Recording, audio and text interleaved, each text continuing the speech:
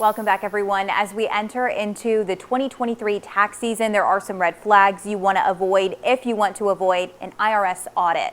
Income items or overstated tax deductions. There are many reasons your tax return may be selected for an audit.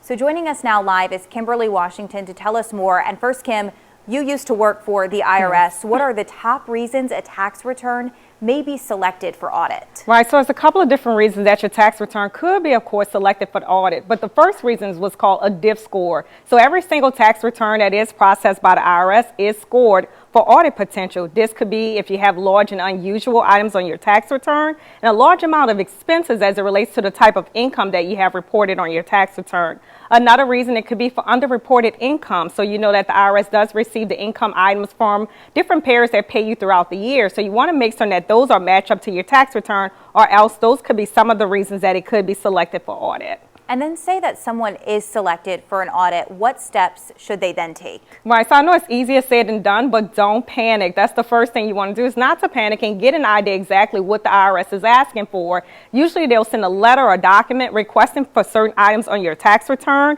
You definitely want to talk to maybe a professional, a tax professional, to work on your behalf, and that way you don't have to speak directly to the IRS. You want to gather your documents, and even if you don't have all the documents that you reported on a tax return, you do want to reach to third-party sources like a vendor and ask, hey, can I get that receipt from this year so that I can document the information on my tax returns? But again, the first thing, of course, you don't want to panic.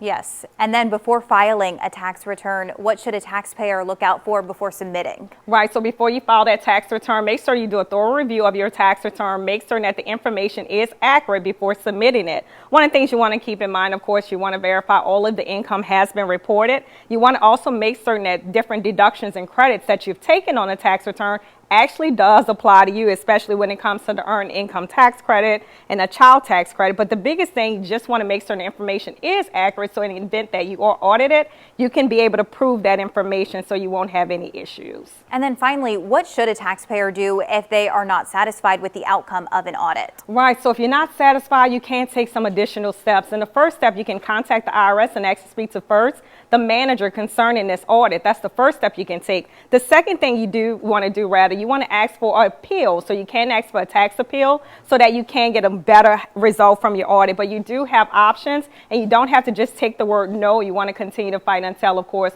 that you win your case. Great advice as always, Kim. Thank you for being here. Thank you so much. Thank you.